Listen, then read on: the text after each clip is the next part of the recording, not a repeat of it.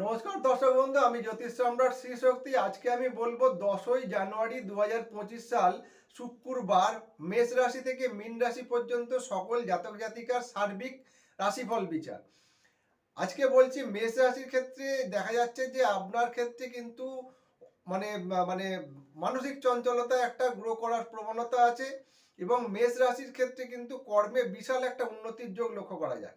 বৃষ রাশির ক্ষেত্রে বলবো যে বৃষ রাশির কিন্তু আজকের দিনে এই শুক্রবারের দিনকে কিন্তু আপনি ভুল পথে অগ্রগতি হতে পারেন, ভুল কারণ লোকের প্ররোচনায় পড়তে পারেন, সেটা কিন্তু সাবধান থাকবেন।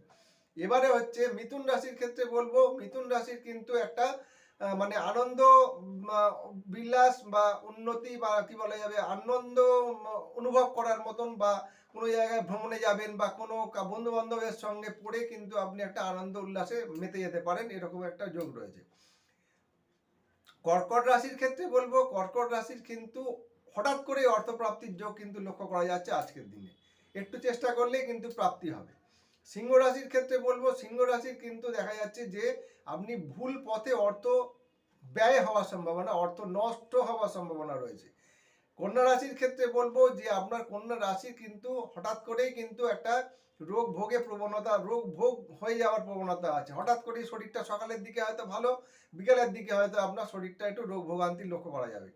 তুলা রাশির ক্ষেত্রে বলবো আপনি কিন্তু ঠান্ডা লাগার প্রবণতা বা জল থেকে কিন্তু সাবধান থাকবেন, নালে কিন্তু আপনার ঠান্ডা লেগে রোগের কিন্তু একটা ক্রনিক রোগ হওয়ার সম্ভাবনা থাকবে। বৃশ্চিক রাশির ক্ষেত্রে বলবো আপনি কিন্তু মানসিক চঞ্চলতায় হঠাৎ আজকের দিনটাই কিন্তু ভুগতে হবে, যার জন্য কিন্তু অনেক হওয়া কাজ নাও হতে পারে। ধনুরাশির ক্ষেত্রে বলবো ধনুরাশির কিন্তু আজকের দিনটাতে কিন্তু হঠাৎ করেই কিন্তু আপনার মানে বাড়িতে কোনো আত্মীয় আগমনের যোগ রয়েছে, তাতে কিন্তু আনন্দ উৎসব বা আনন্দ লাভের যোগ রয়েছে। মকর রাশির ক্ষেত্রে বলবো মকর রাশির ক্ষেত্রে কিন্তু আজকের দিনে কিন্তু হঠাৎ করেই লিভার ঘটিত রোগ বা পেটের রোগে ভোগার একটা প্রবণতা রয়েছে। কুম্ভ রাশির ক্ষেত্রে বলবো আজকের দিনটাতে কিন্তু আপনি পথঘাট একটু দেখে শুনে চলার চেষ্টা করবেন, নালে কিন্তু আপনার রক্তপাতের যোগ আছে। মীন রাশির ক্ষেত্রে বলবো আপনার কিন্তু মানে কোনো ভাতৃস্থানীয় ব্যক্তির থেকে আয় উন্নতির যোগ বা ভাতৃ আগমনের জন্য আপনার কিন্তু আনন্দ এবং মনে একটা উল্লাস ভাব থাকবে। সবাই সুস্থ থাকুন, ভালো থাকুন।